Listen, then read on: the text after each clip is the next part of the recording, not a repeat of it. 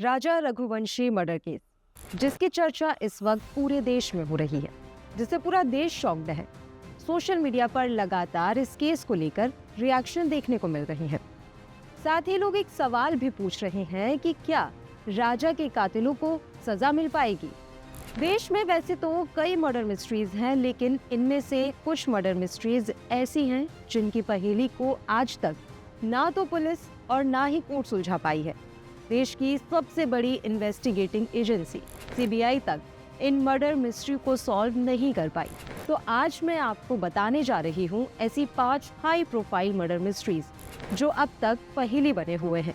ऐसे केसेस के बारे में बात करते ही जिसका नाम सबसे पहले याद आता है वो है 2008 का आरुषि तलवार हेमराज डबल मर्डर केस।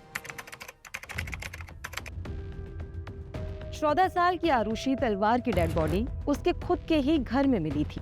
उसके अगले ही दिन उसके नौकर हेमराज की डेड बॉडी भी घर की छत पर मिली। शुरुआत में पुलिस ने आरुषि के मर्डर में नौकर हेमराज को सस्पिशियस माना था, लेकिन बाद में इन्वेस्टिगेशन का एंगल ही बदल गया। आरुषि के पेरेंट्स डॉक्टर राजेश और नूपुर तलवार पर शक गया। 2013 में उन्हें लाइफ इम्प्रिजमेंट यानी कि उम्र कैद की सजा सुना दी गई, लेकिन 2017 में इलाहाबाद कोर्ट ने लैक ऑफ एविडेंस के चलते उन्हें बरी कर दिया। असली कातिल का पता आज तक नहीं चल पाया है। ये पॉसिबिलिटीज हैं कि कातिल आज भी जिंदा हो, क्योंकि उसके बाद कोई और पकड़ा ही नहीं गया। फिर आता है सुनंदा पुष्कर मर्डर केस। कांग्रेस सांसद शशि थरूर की पत्नी सुनंदा पुष्कर की डेड बॉडी दिल्ली के लीला पैलेस होटल में सस्पिशियस सर्कमस्टेंसेस में पाई गई थी। शुरू में इसे सुसाइड माना गया, लेकिन पोस्टमार्टम रिपोर्ट में शरीर पर चोट के निशान और दवाइयों के ओवरडोज की बात सामने आई। शशि थरूर पर शक भी रहा, लेकिन कोई सबूत नहीं मिल सका। दिल्ली पुलिस ने इसे मर्डर केस माना, लेकिन कातिल की पहचान हो ही नहीं सकी। और फिर बारी आती है शीना बोरा मर्डर केस की। शीना बोरा का मर्डर उनकी मां इंद्राणी मुखर्जी ने ही किया था। शीना की डेड बॉडी 2012 में रायगढ़ के जंगल में जली हुई हालत में मिली, लेकिन मामला 2015 में तब खुला जब इंद्राणी के ड्राइवर ने माना कि उसने लाश ठिकाने लगाई। इस केस में इंद्राणी, उनके एक्स हस्बैंड संजीव खन्ना और ड्राइवर श्यामवर राय प्राइम सस्पेक्ट हैं। इंद्राणी ने खुद को हालांकि इनोसेंट बताया था। इंद्राणी जमानत पर बाहर है, लेकिन ट्रायल अभी भी चल रहा है।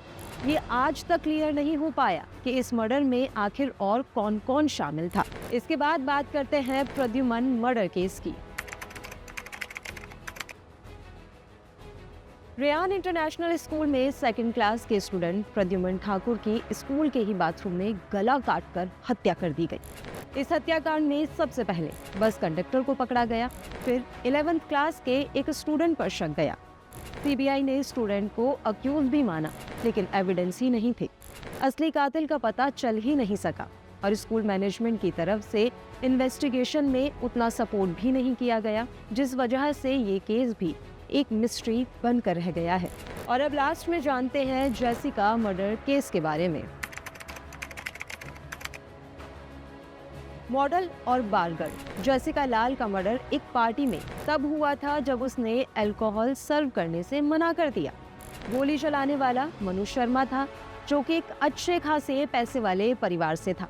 मनु शर्मा को 2006 में गिल्टी भी माना गया, लेकिन कई विटनेसेस ने अपने स्टेटमेंट लगातार बदलते रहे, जिससे ये सवाल उठा कि और कौन इस केस में इन्वॉल्व था। मनु शर्मा को उम्र कैद की सजा भी हुई, लेकिन 2020 में उसे पैरोल पर रिहा कर दिया गया। इस केस के को अक्यूज आज तक पता नहीं लग सके हैं। ऐसे ही कुछ और भी बड़े मर्डर केसेस हैं, जिनमें से कुछ मामलों में सस्पेक्ट जिंदा हैं और कुछ में हत्यारे पूरी तरह से अननोन हैं। सबूतों की कमी, पुलिस की लापरवाही और प्रभावशाली लोगों का दबाव इन मिस्ट्री को ना सॉल्व कर पाने की सबसे बड़ी वजह है।